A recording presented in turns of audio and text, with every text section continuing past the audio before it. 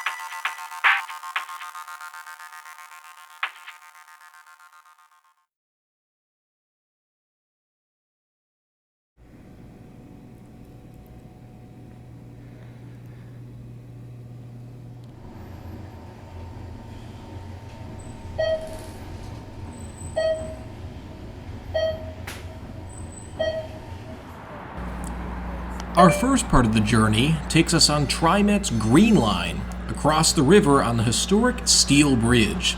This is a pretty cool way to start a trip by rail.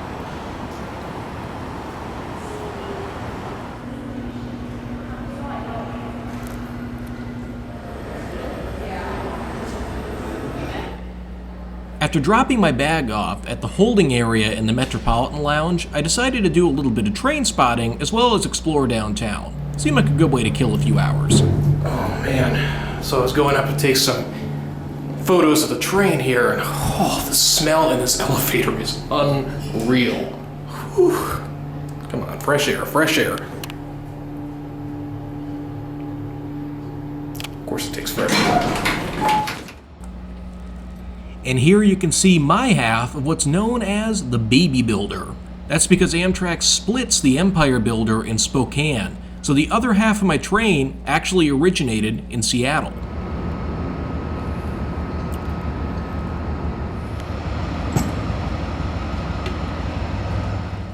While I was out exploring downtown, I got notice that the train was delayed by an hour. I ended up going back to Union Station around 4 o'clock and just hung out in the small Metropolitan Lounge until it was time to board. As it turns out, there was an issue with the locomotive and it had to be swapped out at the last second.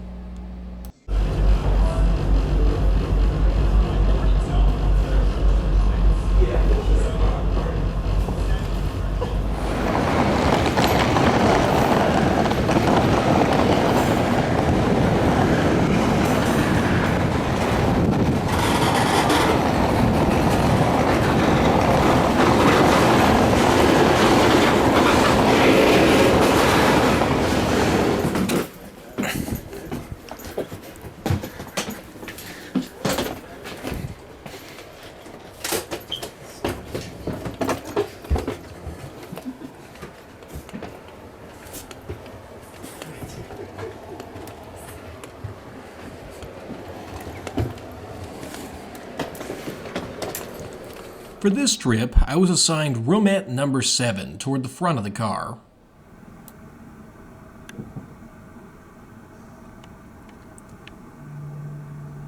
Okay, so I got myself settled here in room number 7.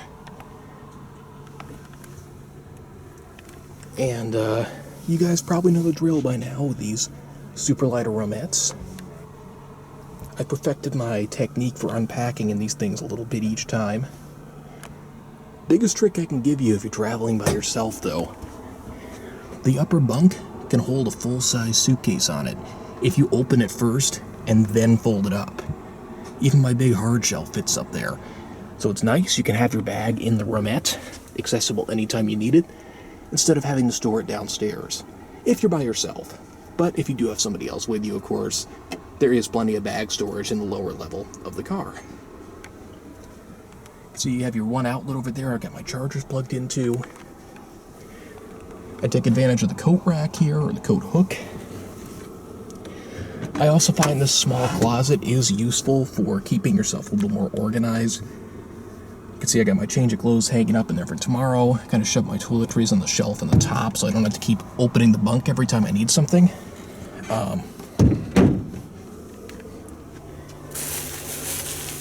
Interesting, this time they actually gave me a couple, 3 total blankets here, all sealed in plastic. Full box of Kleenex. There's 2 hand towels they gave me in the closet. Got a little more storage space down there. And then, yeah, I just shoved my other electronics behind the little fold-out table thing here. And this one is a little stubborn to come out. But yeah, that's my setup in the room here. So, we're running a little bit behind. We were supposed to leave at 4:45. It is currently about 5:30. Guessing we'll be out of here in another 10 or 15 minutes, and we'll see if we make up some time en route.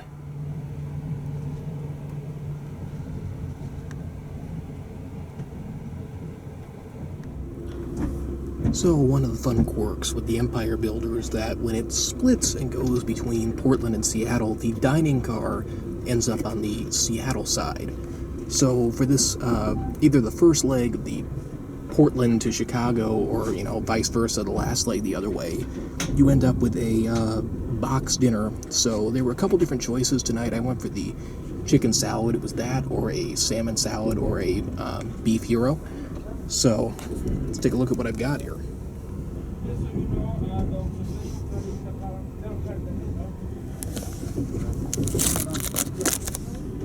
I have to admit, it actually looks pretty fresh. Yeah, I've got to admit, actually very fresh and very good for what it is.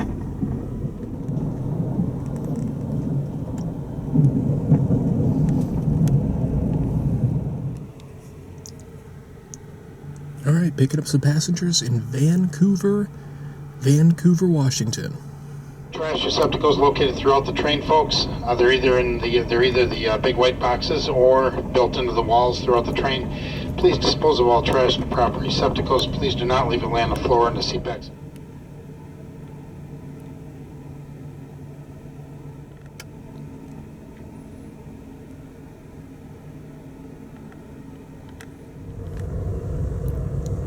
Alright guys, I am nice and comfy here in bed. Getting ready to turn in at about 9 p.m. So I should wake up nice and early somewhere in Montana tomorrow morning. So yeah, let's see what adventure tomorrow brings. There was plenty of adventure in store for me the next day, but not quite the adventure that I had in mind. Shortly after I went to sleep, a BNSF freight train derailed in rural Idaho. Fortunately, the conductor and engineer made it off uninjured. But their derailed train blocked the line ahead of us. Because of this, our train came to a stop in Spokane, Washington around midnight and stayed there until I woke up around 5 a.m. to some rather unfortunate news. The good news is that Amtrak did manage to scramble and come up with a solution in the middle of the night. The bad news is that the solution involved a 4.5-hour bus ride to Whitefish, Montana. You see, the westbound Empire Builder got stuck there. So the idea was to bus us to that train and have it turn around and head to Chicago, Then the passengers that were on that train would get on our buses, come back, and take these two trains to Portland and Seattle.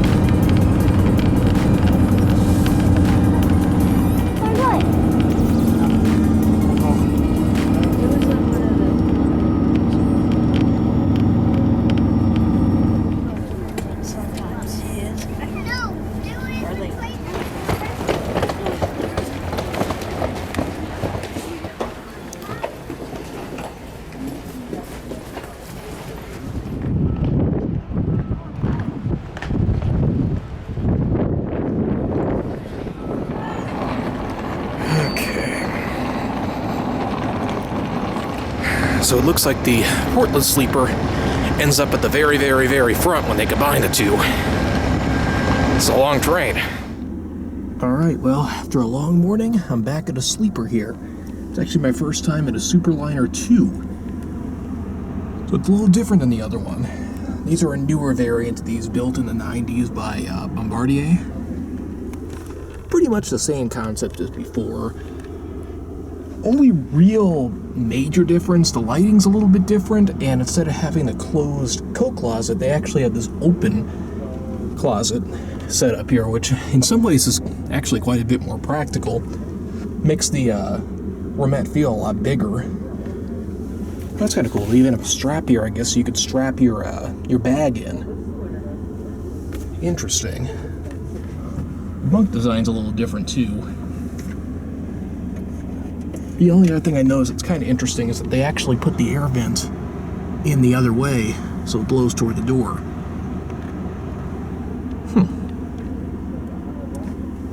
Well, I get to do the two back to back and see which I like better. Shortly after I boarded, the dining car made an announcement that they were still going to serve lunch as usual. Because the Portland sleeper ends up at the very front of the train, away from everything else, it also gives me a good opportunity to give you a little tour. Starting out here, you'll see the standard coach seating arrangement on the train. It's very spacious, probably about 2 or 3 times the legroom that you'd find at a bus.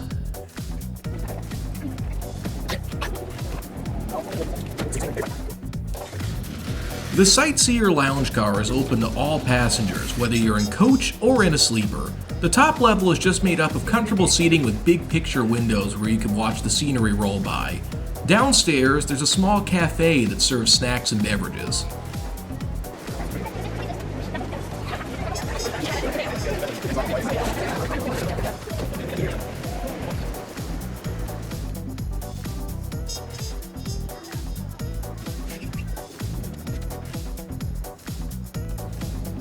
The dining car serves traditional meals cooked in an actual kitchen downstairs. The meals are included for sleeping car passengers and available for purchase, albeit at a pretty high price, for anybody in coach. You will be assigned communal seating, which means you get to sit near some strangers and, for the most part, make some new friends.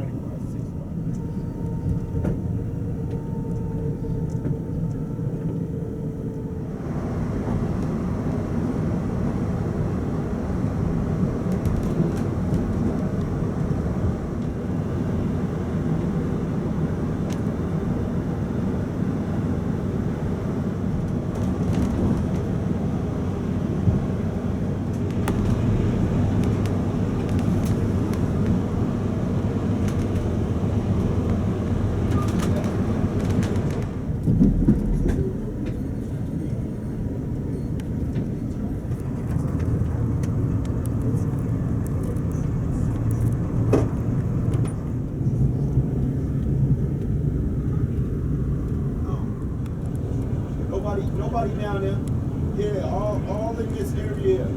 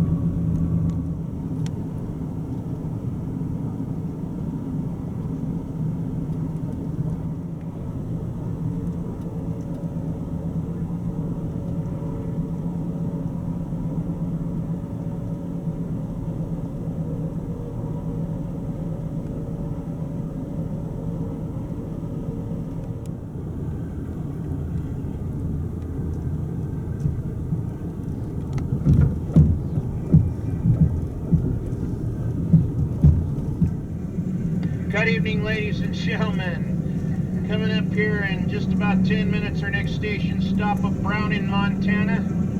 Browning's your destination. Please take this time. Return to your seat, gather up your belongings and luggage, and make your way to the lower level of your car for detraining. Browning's not your destination. Please remain seated as it will be a very brief stop.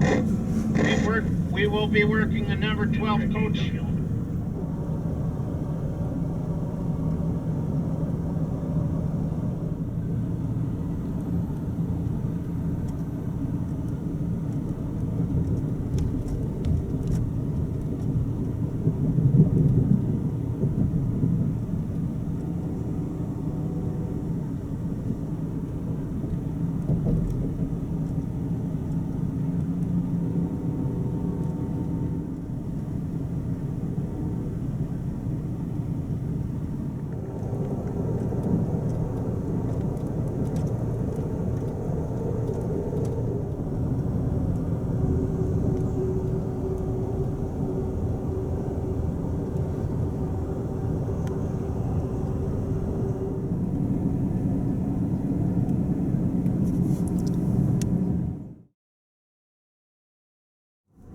Alright guys, it is the morning of January 3rd, Friday. We're just outside of Grand Forks, North Dakota, which looks pretty much exactly what I expected North Dakota to look like. Just had a really nice breakfast. Also just got off the phone with Amtrak customer service. At this point, we're running about 7 hours behind. No way I'm going to make my connecting train in Chicago. So they got me booked out on the 9 o'clock on Saturday morning and upgraded to business class. The only thing they couldn't do for me on the phone was get me accommodations in Chicago for tonight. I have to check on that once I get to Union Station. But at least I've got a guaranteed seat out and a guaranteed way home now. I mean, I gotta make that connection unless something really goes catastrophically wrong here. Knock on wood. But yeah, so we're making some progress here. Something I will say, all around the staff has been excellent through this whole ordeal. But anyway, you can see it's about 10 degrees outside. We've got ice that kind of collected all over the window overnight. Must be coming off the roof. Very cold. It's one of the first times I can ever remember actually having to use the cabin heat in the sleeper. Which, if you aren't familiar, the climate control in these rooms essentially has two different things. So you have your airflow up here, which during the summer is air conditioning, during the winter is more just like a circulating fan. So that'll keep you at the same temperature as the hallway, more or less. And back here, I have it shut off now, but there's a little dial thermostat that controls an electric heater. It's kind of like a strip down on the floor below the bed. So if you want some extra heat, you can turn this thing on. It is supposed to be a thermostat. My experience has been more or less that it's on or off. So when I get cold, I turn it on for a little bit. When it warms up, I shut it back off. But yeah, should be in Minneapolis here in a little bit. The next major city along the route. And then it looks like we'll be in Chicago. Well, the website's saying 8:40 p.m. I'm guessing it's going to be more like 9 to 10 p.m. We'll see.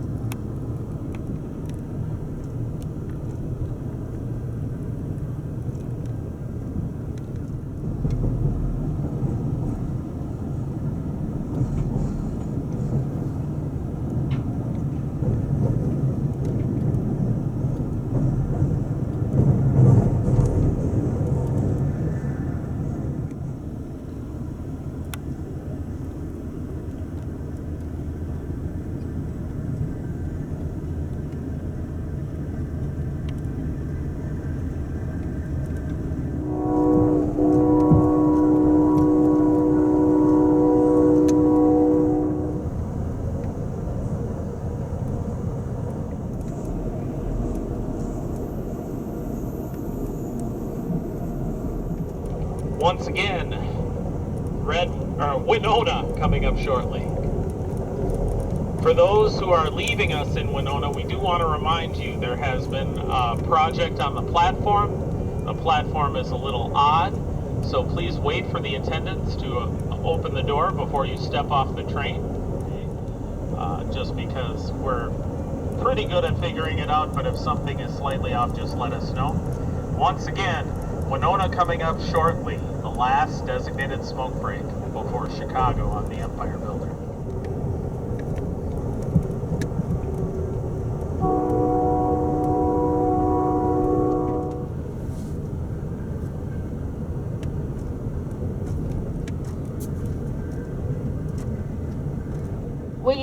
We need to get everybody in, and so we've kind of tried to figure out how many people we can fit in here.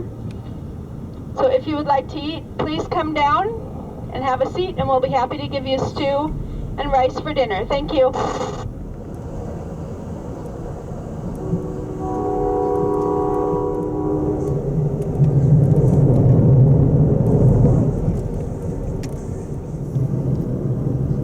Well, I never thought I'd see a third evening on the train, but here we are, heading into Wisconsin Dells, obviously in Wisconsin. At this point, it's looking like the train's going to get into Chicago somewhere between 9 and 10 p.m. So I already have my new connecting train set up for 9:30 tomorrow morning. The only question is, what will they do with me tonight? The worst case, I can burn some hotel points, but I certainly hope they take care of me. We'll see what happens in Union Station. A few other interesting developments that have come up. They're actually serving a free meal to the entire train. I think they took what they had left and they made some sort of beef stew, more than likely from whatever steak they had left on board, would be my guess. That's the only meal option because it's all they have left, but it's pretty sweet that they're offering it to everyone on the train, including everybody in coach. I'm probably not going to partake. I'm pretty full from breakfast and lunch. But yeah, it's a nice little way to end the trip. As I said before, great crew on this train. So, it's getting pretty dark, which means that my scenery filming is going to end here. Though I'm guessing we'll be able to see a little bit once we hit Milwaukee. All right, ladies and gentlemen, our next stop coming up here, less than 10 minutes, will be La Crosse. If you are leaving us at La Crosse, please look around your seat. Sleeper accommodation, make sure you have all your belongings. La Crosse is next. Send every car downstairs to D-Train, La Crosse. Oh, okay, I was wrong. La Crosse, then Wisconsin Dells. But it's a little hard to tell where you are when you're so far off the schedule. But yeah, my guess would be that we'll get some views going into Milwaukee and then, of course, into Chicago tonight. So, I'll tell you one thing, though. Wisconsin has a lot more scenery than I ever would have guessed. Very interesting route overall.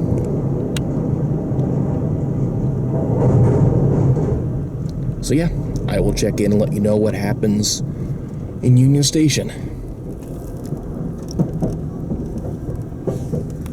Wow, that's a tiny station. We're in Portage, Wisconsin at about 7:22 p.m., which is almost 7 hours behind schedule on the dot. Unfortunately, the schedule just keeps slipping on this one. So I just sort of made the best of it here. I actually, if I can get a light on, I folded the bed back down, and I just kind of been lounging out on my phone watching movies and things while I get into Chicago. You can complain about being late all day, but at least I'm late in comfort. Look around your seat or sleeper accommodation, make sure you have all of your belongings. Milwaukee is next.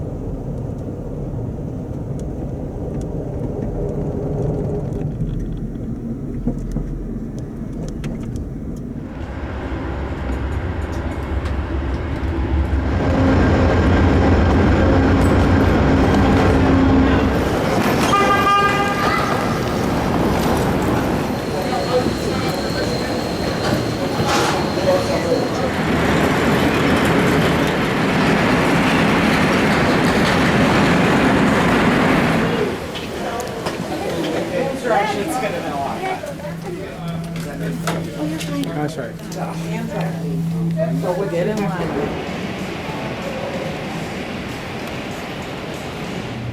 Ah, look at that.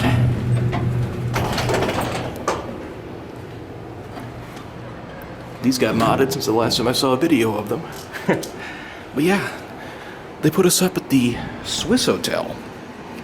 Let's see, I'm room 509, so... Oh, 509 to 518. So I guess I'm all the way at the end.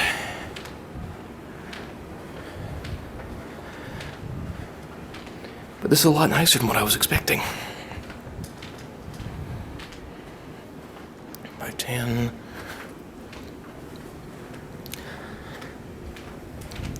Here we go.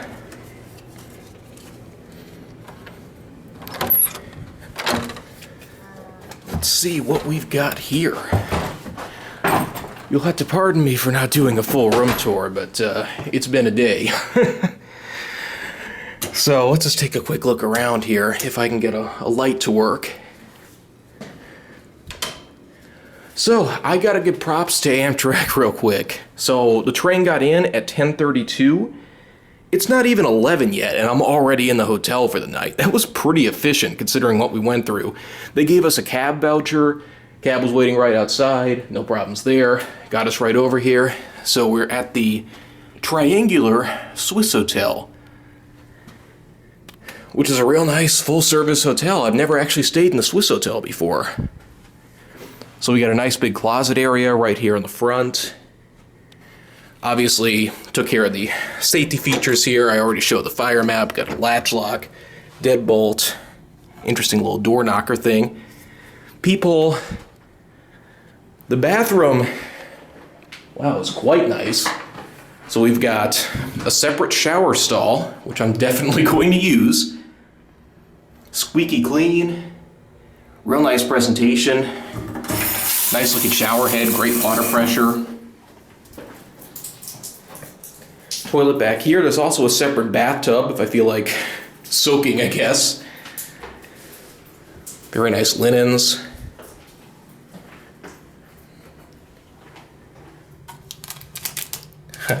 Some cotton swabs. And take a look at the rest of the room. Wow, the bedding looks really plush and nice here. I like the decor of this place too. Got a gigantic TV.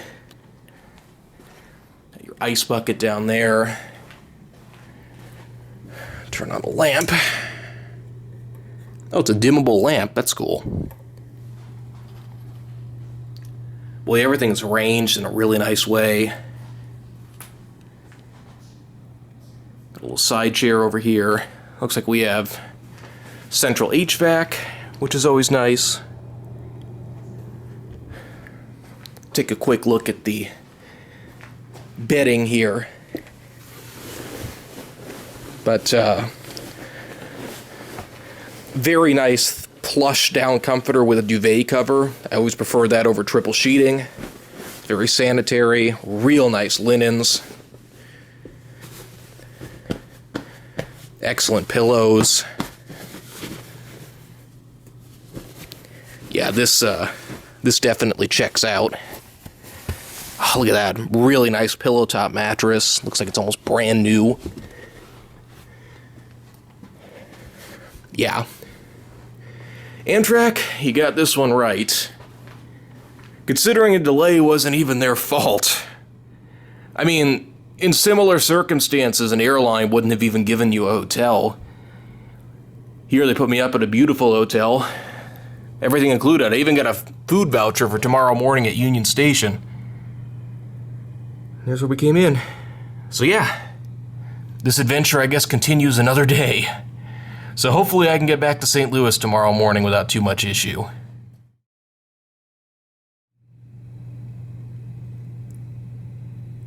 Okay, it's about 8 a.m. on Saturday now.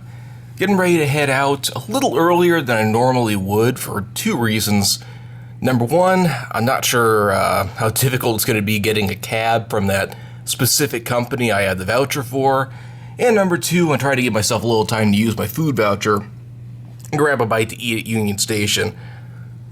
So yeah, I'm going to do an abbreviated review of this last train going home because I've done the Lincoln service in a full video, so yeah, we'll see how the trip home today goes.